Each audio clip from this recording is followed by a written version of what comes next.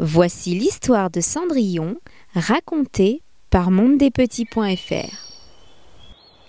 Il était une fois un gentilhomme qui épousa en secondes noces une femme, la plus hautaine, la plus fière qu'on eût jamais vue.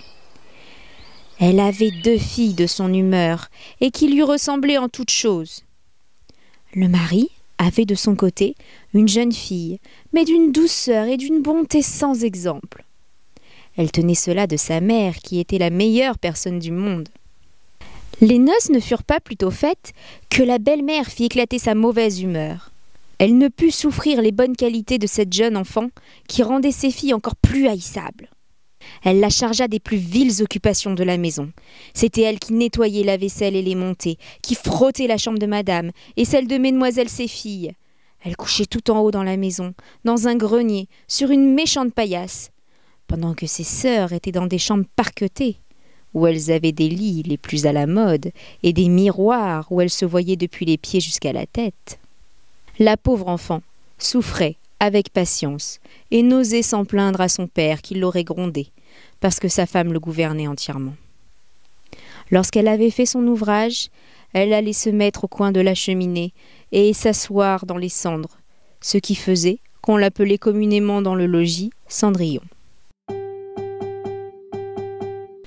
Il arriva que le fils du roi donna un bal et qu'il pria toutes les personnes de qualité. Nos 2 demoiselles en furent aussi priées, car elles faisaient grande figure dans le pays. Les voilà bien aises et bien occupées à choisir les habits, les coiffures qui leur ciraient le mieux. Nouvelle peine pour Cendrillon, car c'était elle qui repassait le linge de ses sœurs et qui gaudronnait leurs manchettes. On ne parlait que de la manière dont on s'habillerait. « Moi, dit l'aînée, je mettrai un habit de velours rouge et ma garniture d'Angleterre. »« Moi, dit la cadette, je n'aurai que ma jupe ordinaire. Mais en récompense, je mettrai mon manteau à fleurs d'or et ma bannière de diamants, qui n'est pas des plus indifférentes. » On envoya quérir la bonne coiffure pour dresser les cornettes à 2 rangs et on fit acheter des mouches de la bonne faiseuse. Elles appelèrent Cendrillon pour lui demander son avis, car elle avait bon goût. Cendrillon les conseilla le mieux du monde et s'offrit même de les coiffer, ce qu'elles voulurent bien. En les coiffant, elle disait « Cendrillon, serais-tu bien aise d'aller au bal ?»« Hélas, mesdemoiselles, vous vous moquez de moi, ce n'est pas là ce qu'il me faut. »« Tu as raison, on rirait bien si on voyait Cendrillon aller au bal !» Une autre que Cendrillon les aurait coiffées de travers, mais elle était bonne et elle les coiffa parfaitement bien. Elles furent transportées de joie. On rompit plus de 12 lacets à force de les serrer pour leur rendre leur taille plus menue, et elles étaient toujours devant leur miroir. Enfin, l'heureux jour arriva. On partit, et Cendrillon les suivit des yeux le plus longtemps qu'elle put. Lorsqu'elle ne les vit plus, elle se mit à pleurer.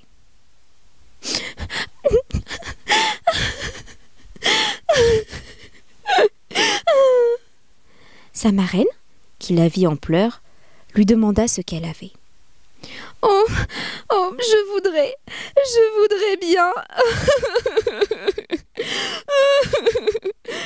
Elle pleurait si fort qu'elle ne put achever.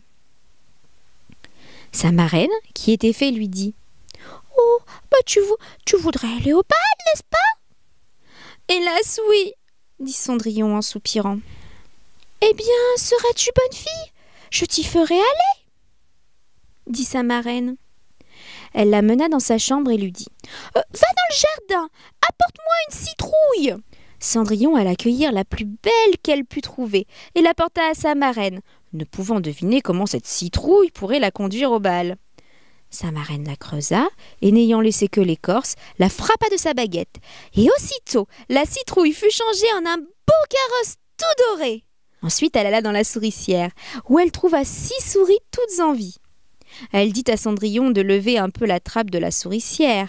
À chaque souris qui sortait, elle donnait un petit coup de baguette magique et la souris aussitôt se changeait en un beau cheval, ce qui fit un bel attelage de 6 chevaux d'un beau gris souris pommelé.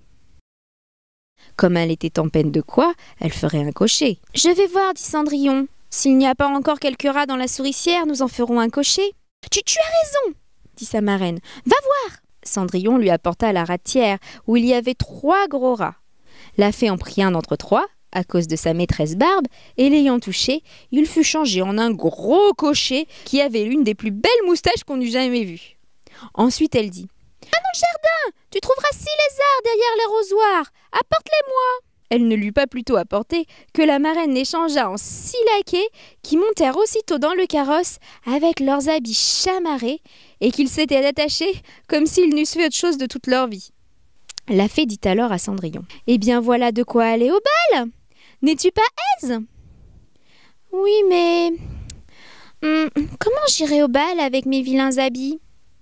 Sa marraine fit que la toucher avec sa baguette, et en même temps, ses habits furent changés en des habits de drap d'or et d'argent, tout chamarrés de pierreries. Elle lui donna ensuite une paire de pantoufles de verre, les plus jolies du monde. Quand elle fut ainsi parée, elle monta en carrosse. Mais sa marraine lui recommanda sur toute autre chose de ne pas laisser passer minuit, l'avertissement que si elle demeurait au bal à un moment davantage, son carrosse redeviendrait citrouille, ses chevaux des souris, ses laquais des lézards, et que ses vieux habits reprendraient leur première forme. Elle promit à la marraine qu'elle ne manquerait pas de sortir du bal avant minuit. Elle part, ne sentant pas de joie. Le fils du roi, qu'on alla avertir qu'il venait d'arriver une grande princesse qu'on ne connaissait point, courut la recevoir. Il lui donna la main à la descente du carrosse et la mena dans la salle où était la compagnie. Il se fut alors un grand silence. On ne cessa de danser et les violons ne jouèrent plus. Tant on était attentif à contempler les grandes beautés de cette inconnue. On n'attendait qu'un bruit confus. « Oh, qu'est-ce qu'elle est belle! Oh, elle est belle !» Le roi, même tout vieux qu'il était, ne se lassait pas de la regarder et de dire tout bas à la reine qu'il y avait longtemps qu'il n'avait pas vu une si belle et si aimable personne. Toutes les dames étaient attentives à considérer sa coiffure et ses habits, pour avoir dès le lendemain de semblables, pourvu qu'il se trouvât des étoffes assez belles et des ouvriers assez habiles. Le fils du roi la mit à la place la plus honorable, et ensuite la prit pour la mener danser. Elle dansa avec tant de grâce qu'on l'admira encore davantage. On apporta une belle collation, dont le jeune prince ne mangea point, tant il était occupé à la considérer. Elle alla s'asseoir auprès de ses sœurs, et leur fit 1000 honnêtetés. Elle leur fit part des oranges et des citrons que le prince lui avait donnés, ce qui les étonna fort, car elle ne la connaissait point. Lorsqu'elle causait ainsi, Cendrillon entendit sonner 11h15. Elle fit aussitôt une grande révérence à la compagnie et s'en alla le plus vite possible. Dès qu'elle fut arrivée, elle alla trouver sa marraine et après l'avoir remerciée, elle lui dit qu'elle souhaitait encore aller au bal le lendemain parce que le roi l'en avait prié. Comme elle était occupée à raconter à sa marraine tout ce qui s'était passé au bal, les 2 sœurs heurtèrent la porte. Cendrillon alla leur ouvrir. « Oh, que vous avez mis longtemps à revenir, fou !» leur dit-elle en bâillant, se frottant les yeux, en s'étendant comme si elle n'eût fait que de se réveiller. Elle n'avait cependant pas envie de dormir depuis qu'elle s'était quittée. « Si tu étais venue au bal, lui dit une de ses sœurs, tu te serais pas ennuyée. Il y avait la plus belle princesse, la plus belle qu'on puisse voir. Et elle avait 1000 civilités. Elle nous a donné des citrons et des oranges. » Cendrillon ne sentait pas sa joie. Elle leur demanda le nom de cette princesse, mais elles lui répondèrent qu'on ne la connaissait pas, et que le fils du roi était fort en peine, et qu'il donnerait toute chose du monde pour savoir qui elle était. Cendrillon leur sourit et leur dit « Elle était donc belle ? Mon Dieu, que vous êtes heureuse. Ne pourrais-je point la voir ? Mademoiselle Javotte, prêtez-moi votre habit jaune que vous mettez tous les jours. »« Non mais vraiment !» dit Mademoiselle Javotte. « Je suis de cet avis. Donnez-lui votre habit à un vilain Cendrillon comme ça, mais il faudrait que je fusse folle !» Cendrillon s'entendait bien à ce refus, et elle en fut bien aise, car elle aurait été grandement embarrassée si sa sœur eût bien voulu lui prêter son habit. Le lendemain, les 2 sœurs furent au bal, et Cendrillon aussi, mais encore plus parée que la première fois. Le fils du roi fut toujours auprès d'elle, et ne cessa de lui conter des douceurs. La jeune demoiselle ne s'ennuyait point. Elle oublia ce que sa marraine lui avait recommandé, de sorte qu'elle entendit sonner le premier coup de minuit lorsqu'elle ne croyait qu'il fût encore 11 heures. Elle se leva et s'enfuit aussi légèrement qu'aurait fait une biche. Le prince la suivit, mais il ne put l'attraper. Elle laissa tomber une pantoufle de verre que le prince ramassa bien soigneusement. Cendrillon arriva chez elle bien essoufflée, sans carrosse, sans laquais, avec ses méchants habits. Rien ne lui restait de toute sa magnificence qu'une de ses petites pantoufles, la pareille que celle qu'elle avait laissée tomber. On demanda aux gardes de la porte du palais s'ils n'avaient point vu sortir une princesse. Ils dirent qu'ils n'avaient vu personne, qu'une jeune fille fort mal vêtue, qui avait plus l'air d'une paysanne que d'une demoiselle. Quand ses deux sœurs revinrent du bal, Cendrillon leur demanda si elles s'étaient encore bien diverties, et si la belle demoiselle avait été.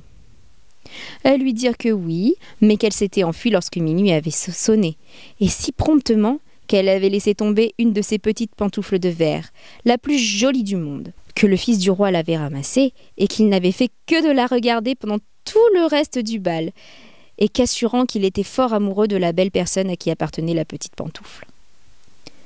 Elles dirent vrai, car peu de jours après, le fils du roi fut publié à son trompe qu'il épouserait celle dont le pied serait bien juste à la pantoufle. On commença à l'essayer aux princesses, ensuite aux duchesses, à toute la cour, mais inutilement. On la porta chez les deux sœurs, qui firent tout leur possible pour faire rentrer leurs pieds dans la pantoufle, mais elles ne purent en venir à bout. Cendrillon, qui les regardait et qui reconnut sa pantoufle, dit en riant: « Que je vois si elle serait pas bonne !» Ses sœurs se mirent à rire et à se moquer d'elle. Le gentilhomme, qui faisait l'essai de la pantoufle, ayant regardé attentivement Cendrillon, et la trouvant fort belle, dit que c'était juste, et qu'il avait l'ordre de l'essayer à toutes les filles. Il fit s'asseoir Cendrillon, et approchant la pantoufle de son petit pied, il vit qu'il y rentrait sans problème, et qu'elle y était juste comme de cire. L'étonnement des deux sœurs fut grand, mais plus grand encore, quand Cendrillon tira de sa poche l'autre petite pantoufle et qu'elle mit à son pied. Là-dessus arriva la marraine, qui, ayant donné un coup de baguette sur les habits de Cendrillon, les fit devenir encore plus magnifiques que tous les autres. Alors ces deux sœurs la reconnurent pour la belle personne qu'elles avaient vue au bal. Elles se jetèrent à ses pieds pour lui demander pardon de tous les mauvais traitements qu'elle lui avait fait souffrir. Cendrillon les releva et leur dit en les embrassant qu'elle les pardonnait de tout cœur et qu'elle les priait de l'aimer bien toujours. On la mena chez le jeune prince, pareil comme elle était. Il la trouva encore plus belle que jamais, et peu de jours après, il l'épousa. Cendrillon, qui était aussi bonne que belle, fit loger ses deux sœurs au palais, et les maria dès le jour même à deux grands seigneurs de la cour. Ainsi finit l'histoire de Cendrillon. Tu as aimé cette vidéo ? Viens vite me retrouver sur le site mondedespetits.fr. Plein d'autres surprises t'attendent.